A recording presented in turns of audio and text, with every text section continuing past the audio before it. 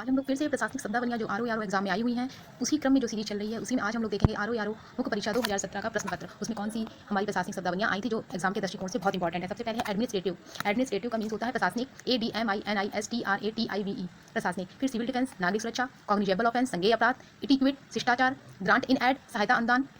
हम लोग जो भी प्रशासनिक शब्दावलियाँ हैं बहुत अच्छे से उनकी स्पेलिंग लिख के याद करेंगे, जिससे कि हमें भूलने के चांसेस नहीं रहें और एग्जाम में अच्छे से लिखें। ये बहुत इंपॉर्टेंट है। अगर हम अंग्रेजी से हिंदी देखेंगे, उसी तरह हिंदी से इंग्लिश भी एक बार याद करेंगे तो हमारे दिमाग में अच्छे से फिट हो जाएगी और हमारी गलत नहीं होगी। जैसे इसी तरह हम लोग फिर से देखते हैं रिवीजन। प्रशासनिक, एडमिनिस्ट्रेटिव, नागरिक सुरक्षा, सिविल डिफेंस, संज्ञेय अपराध, कॉग्निजेबल ऑफेंस, शिष्टाचार, इटिक्विट और सहायता अनुदान के लिए ग्रांट इन एड, ये बहुत इंपॉर्टेंट है। फिर इसी तरह हिंदी शब्दों के अंग्रेजी रूप लिखिए। ग्राहक आया था एग्जाम में, और परीक्षाधीन आया था, प्राधिकरण आया था, स्वरोजगार आया था, अपरिहार आया था। इनके हम अंग्रेजी रूप देखेंगे। ग्राहक का होता है कस्टमर, परीक्षाधीन का होता है प्रोबेशनरी, प्राधिकरण का होता है अथॉरिटी, स्वरोजगार का होता है सेल्फ एम्प्लॉयमेंट, अपरिहार का होता है इनवेटेबल।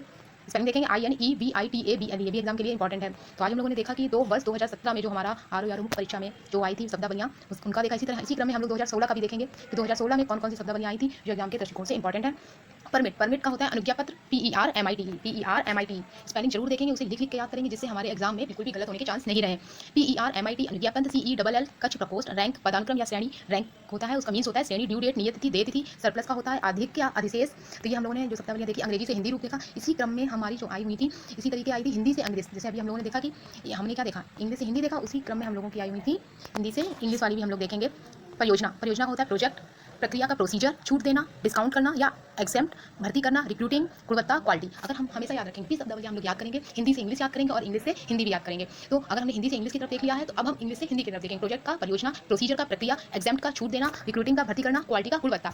ये जो हमने अभी शब्दावलियाँ देखी है 2016 की देख ली और 2017 की देख ली। अब इसी क्रम में हम लोग आगे की सीरीज कंटिन्यू रखेंगे। अगर आप लोगों का सहयोग रहेगा, आप लोग ज़्यादा लाइक करिए, शेयर करिए, चैनल को सब्सक्राइब करिए, तो इसी क्रम में ये सीरीज एग्जाम तक चलती रहेगी। तो आप लोग जब भी हम शब्दावलियाँ लिखेंगे तो हम लोग बहुत अच्छे से लिख के याद करेंगे। एक एक स्पेलिंग, जैसे प्रोजेक्ट है PROJECT, प्रोजेक्ट परियोजना, प्रक्रिया प्रोसीजर का प्रक्रिया। इसी क्रम में हम लोग ऐसे ही रिवीजन करके याद करेंगे। जितना ज़्यादा हम लोग रिवीजन करेंगे, ज़्यादा नहीं 5-10 अगर हम डेली याद करेंगे तो एग्जाम तक हम लोगों को शब्दावलियाँ बहुत अच्छे से तैयार हो जाएंगी। थैंक यू गाइस, अपना ख्याल रखें और पढ़ते रहिए, और मुख्य परीक्षा तक ये सीरीज हमारी कंटिन्यू चलती रहेगी। तो आप लोग शब्दावलियों के लिए आप लोगों को बिल्कुल परेशान होने की जरूरत नहीं है। पढ़ते जाइए, बहुत अच्छे से लिख के अपना पेपर पर लिख के उसको करते जाइए, हो जाएगा। Thank you guys.